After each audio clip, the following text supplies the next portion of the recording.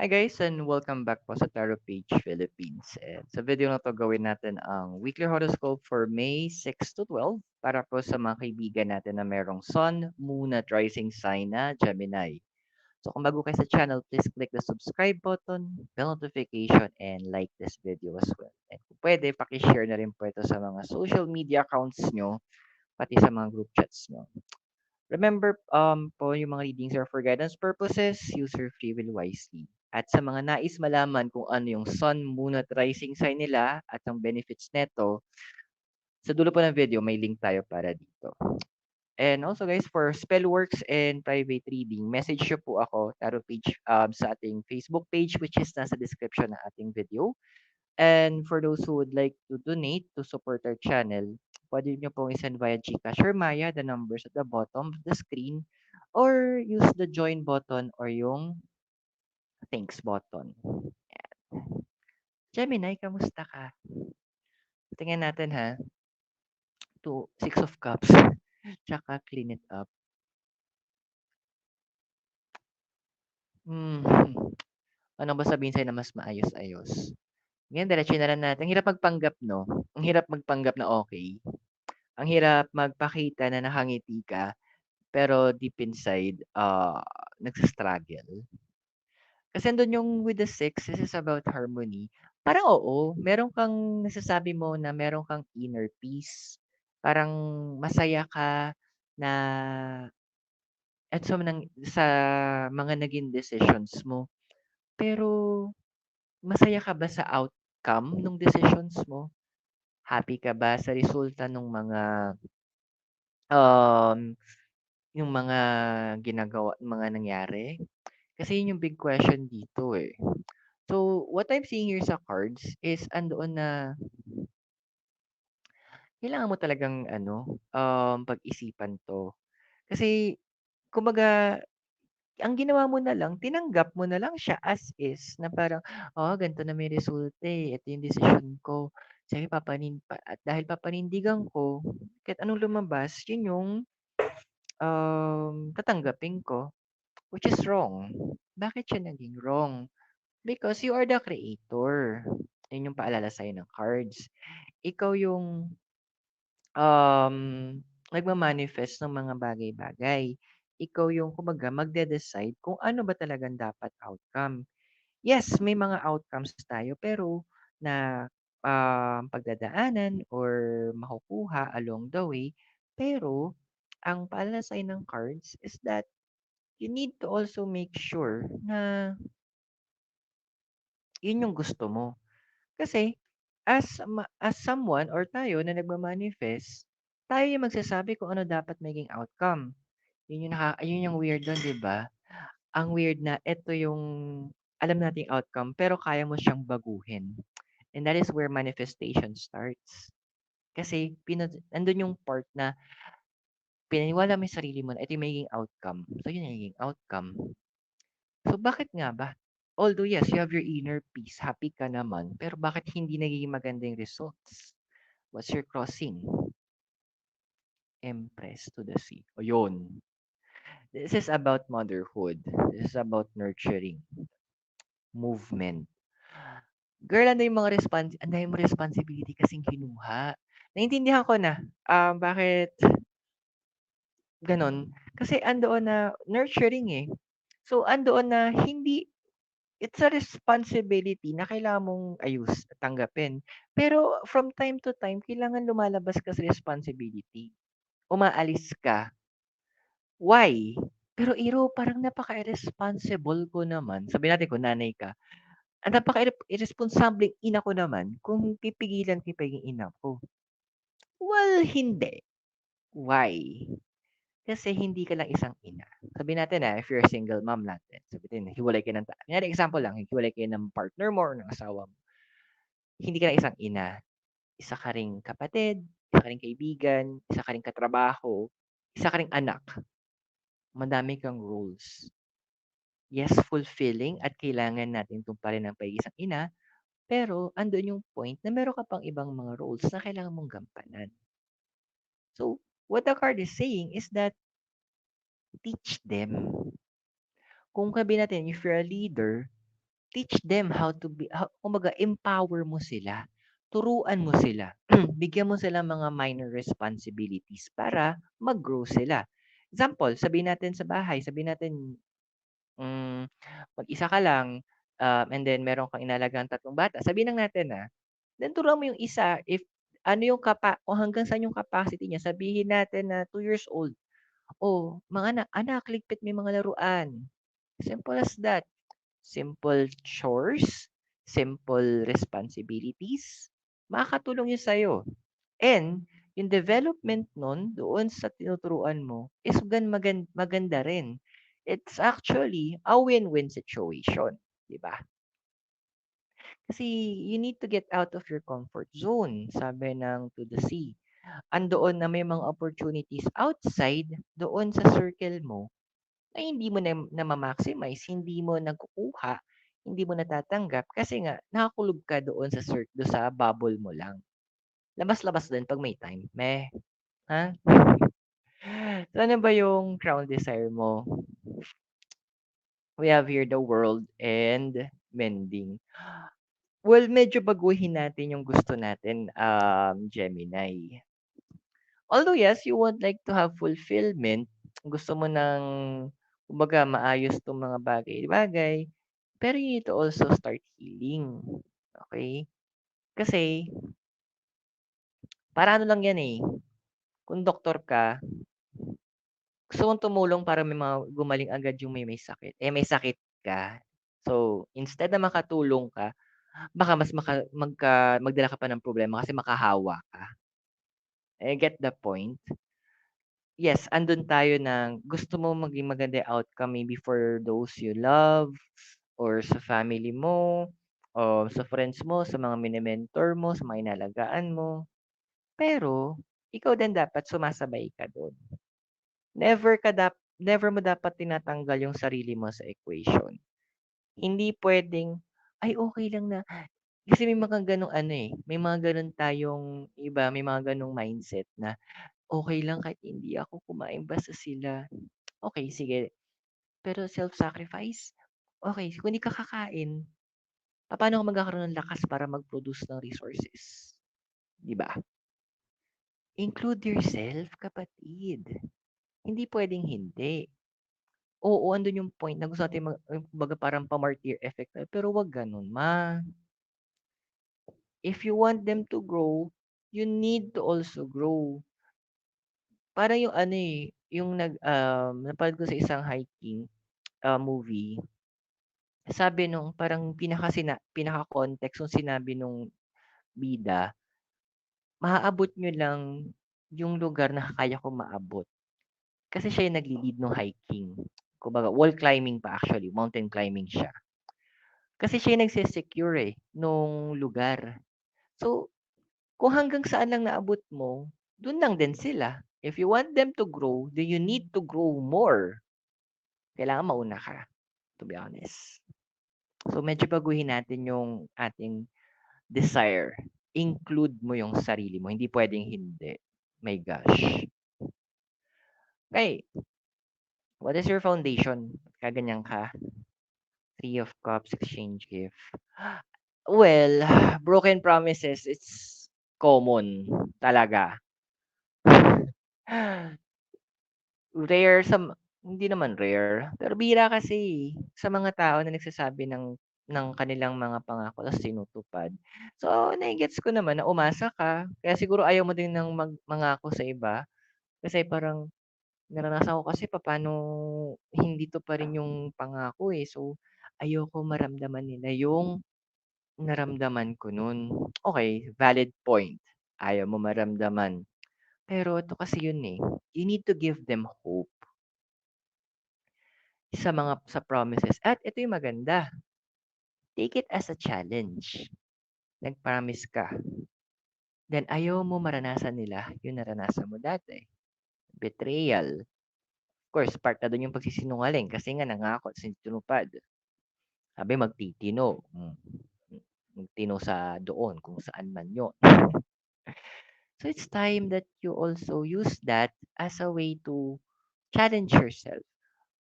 Okay, naranasan ko 'to, hindi ko gagawin. Good. challenge mo yung sarili mo. Make the promises. Yung alam mong kaya mo.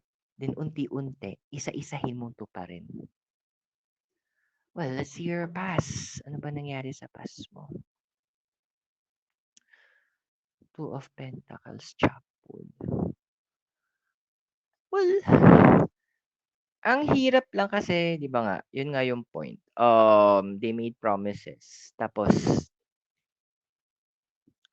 iniwan ka sa ere. Technically, ikaw na yung umalis eh. Ikaw na yung bumitaw. Kasi nga, what's the sense? Yung parang tanong mo eh. Ano pang kahihinatnan nito? Ang gulo-gulo na. Wala nang pupuntahan. So, with the two of, yung two kasi is about balance eh. Okay pa dati eh. Kaso nga lang, may mga tao lang kasi na instead na sana nagsabi sa'yo na eto yung mga plano nila, ayun, gumalaw sa sarili nila without even asking you kung ano yung opinion mo. Hindi man lang kinonsider ano yung mararamdaman mo. Oo, sabihin natin na maganda yung gusto nila, maganda yung adhikain, yung target, maganda yung gusto nilang yung dahilan nila sa ginawa. Pero tanong yung pamamaraan ba maganda? Eh, ngayon nga pinipilit mo ngang ibalanse yung mga bagay sa paligid niyo, eh. Ending nga, hindi naging maayos. So, I understand kasi iba dito nakikita ko din sa Chopwood na yung mga term na hindi ko na uulitin 'yan Gemini, last na 'to. Last na 'yun for that day ang nangyari. Yung pala meron pa tomorrow, 'di ba? Hard, pero life goes on. Ano bang sabi nung ikaw in the future? Ten of Cups, all that glitters. So, yun na nga eh. Sabi ko sa'yo, huwag kang matigas ang ulo. Wag, alam mo yung tipong isa-sacrifice mo ang sarili mong happiness for them. Oo, sabihin natin, there's no greater love than for a man to lay his life for a friend. Ba? Merong ganong verse, wala kung saan eh. May katapangan, there's no greater love than this, than for a man to give his life. Which is totoo. Pero may iba pang way eh. Yun na yung last resort kung tutuusin. Yun na yung last piece na pwede mong gamitin. Hindi yun ang una mong gagamitin. Kasi, okay, sacrifice mo yung sarili mo. Yun na yun. Ba? Paano yung future? Paano yung bukas? So, you need to think about it. Alam ko, yes, medyo matigas ang ulo ng mga Gemini in general. Pero, i-consider mo yung dahilan kung bakit mo ginagawa to. Gusto ba nila din yun? Do you think kapag sinacrifice mo yung personal happiness mo, sinacrifice mo yung sarili mo, is matutuwa sila? Knowing na ginawa mo yung para sa kanila, pero exchange nun is the pain that you will be feeling? Wag ganun, friend. There will always be a better way. Laging may mas magandang paraan. Ano kasi nangyayari sa physical environment mo, medyo problematic karamihan ngayon sa Gemini, Ha? Ba yan? Seven of Cups.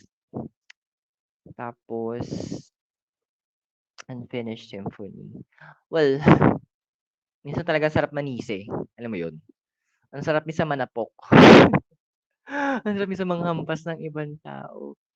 Kasi ang ganda na yun. Pag-usapan nyo na dati. Na parang okay ito yung gagawin. Ito yung bagay. Blah, blah, blah. Ito na yung blueprint. Okay na. Ang ganda na. Tapos kung ano mga pinaggagawa. Ay, minsan talaga, hindi ko, maski ako siguro sa posisyon mo, baka binitin ko pati warik yan. Siguro nandun yung point na nagpapaka-pusong bato ka din. Kasi nga, head over heart na tayo. That's why, siguro kigets ko rin bakit na yung personal happiness hindi ganun nagiging priority mo na. Hindi mo na masyadong iniisip. Pero, eto kasi, bakit gusto din ng universe, o sinasabi ng cards, that you need to also think about your personal happiness. May tinatawag tayong 'di ba, ewan ko nabanggit ko na, the law of attraction. Magsisimula yan sa what you feel. What you feel will influence what you think. What you think will influence what you say and do. What you say and do will create the reality. Tagalogin natin, kung ano yung nararamdaman mo, maimpluwensyahan niya yung iniisip mo at yung iniisip mo, iimpluwensyahan yung sinasabi at ginagawa mo. At yung sinasabi at ginagawa mo, yan ang magiging realidad mo. Gusto mong baguhin yung present situation mo, gusto mong magkaroon ka ng ma-alter mo yung kinabukasan mo, start here sa heart. Tingnan natin sa emotion yun. Bakit? Ayun. Three of Swords. Based naman sa drawing, siguro understandable na to. Oh, with a loyal heart pa. Well, betrayal talaga. Yung, ano ba yung Tagalog ng betrayal? Pangalon niya kasi, ano alam ko, nangaliwa eh. Comment nyo nga sa baba, ano yung betrayal. So, andoon kasi na, andun na kinikip mo. Although, may part na ginagawa mong, paano ba? Ginagawa mong inspiration yun. Kumbaga, 'di ba yung iba kasi yung sa sobrang galit ginagawa yun or napahiya, ginagamit yun na inspiration para umangat. So ikaw, yung ginagamit mo yung betrayal para mapatunayan na kaya mo, para mapalakas mo yung sarili mo, para mas lumaban ka, para mas i-pursue mo kung ano yung dapat mong i-pursue. Kumbaga nagiging ano mo 'to, source of inspiration mo. Yes, totoo. Yung sama ng loob, puwedeng inspiration 'yan kasi it's an energy. And energy can be transformed. So, yung sama ng loob mong 'yan, tama, ginagamit mo siya as a way para mas lumaban ka, para mas umangat ka, para mas maging better ka, para mas maituloy mo yung laban na iniwan sa'yo nung mga tao or tao, maybe specific person 'to o yung mga tao na sabihin natin, inisip nila yung sarili nila. Andun, yes, concerned sila sa'yo, hindi nga lang maayos yung pamamaraan. Kumbaga parang nagmala Robin Hood 'yan. Yun yung pinakamagandang example, Robin Hood. Maganda yung gusto niya, ibalik yung pera sa mga ninakawan, pero yung pamamaraan niya is mali kasi nagnanakaw siya. Hopes and fears mo, temperance, not for you. Well, sana naman gusto mo, peace of mind. Paano ba naman? Dahil mo kasing iniisip. Yeah, this is related. This card is actually related to the zodiac sign Sagittarius. Sagittarius is about the higher level of learnings, philosophy. Ikaw na ba naman, dami mong iniisip, nade-drain na yung utak mo. Yung tipong isa final brain cell na ang peg mo. So, andoon yung part na you're hoping na for a peace of mind na hindi mo na kailangang alalahanin yung tomorrow or hindi mo na kailangang isipin masyado kung anong next in line, kung sino yung iba sa inyo nanghihingi ng help, kung sinong tatakbuhan, kung ano yung magiging reaction nila, ano yung pwedeng maging response nila. Kasi andoon na sa nasabi mo sarili mo, sa card ng Not For, hindi ko naman deserve 'to, eh. Hindi ko 'to ginusto. Yes, puwedeng biktima ka ng actions ng iba, but then again, baguhin mo siya. You have the capacity. Paalala lang, you are the captain of the ship, the master of your soul. Ano bang possible future mo? We have the Queen of Swords and the Yang. Yang is a male energy. It's masculine energy 'to. Kumbaga ano 'to, forceful, raw. Kumbaga, when it comes to drawing, para 'tong mga straight lines na talagang may mga kanto ito, objective siya. Now, with the Queen of Swords, andoon na nakikita ko dito sa possible future mo, talaga magpupusong bato tayo muna. Kasi andoon yung punto na ano, na magde-decide ka talaga, karamihan sa inyo. Hindi, mamaya na lang ako, sila muna. Ang fear ko lang dito kasi, kung gagawin mo 'to, base ito sa cards, is baka umabot sa punto na masanay ka naman, na kapag may love or positive emotion na ipapadala sa'yo ang universe, maybe through another person o through other people, baka hindi mo tanggapin. Kasi nga, masyado namang nanuot. Although yes, ginamit mong inspiration, pero baka naman masyadong manuot yung side mo na sa negative, ginagamit mo as to paghuhugutan mo ng lakas ng loob. Hinay-hinay lang ha, Gemini. If you need someone to talk to, sinasabi din dito ng Queen of Swords, kasi andun yung point na magkakaroon ka ng parang ano breaking point na na parang hindi mo na ma-contain. Makipag-usap ka. Huwag mong kimkimin, ha? Remember, there is what we call Galatians chapter 6 verse 2. Basahin mo, Okay. So I hope nakatulong yung reading sa'yo at tandaan yung mga readings are for guidance purposes. Use your free will wisely. And kung bago kayo sa channel, please click the subscribe button, bell notification, and like this video. Kindly share it na rin po sa inyong mga social media accounts and also to your group chats. For private readings and spell works, message me po sa ating Facebook page. The link is in the description in the description.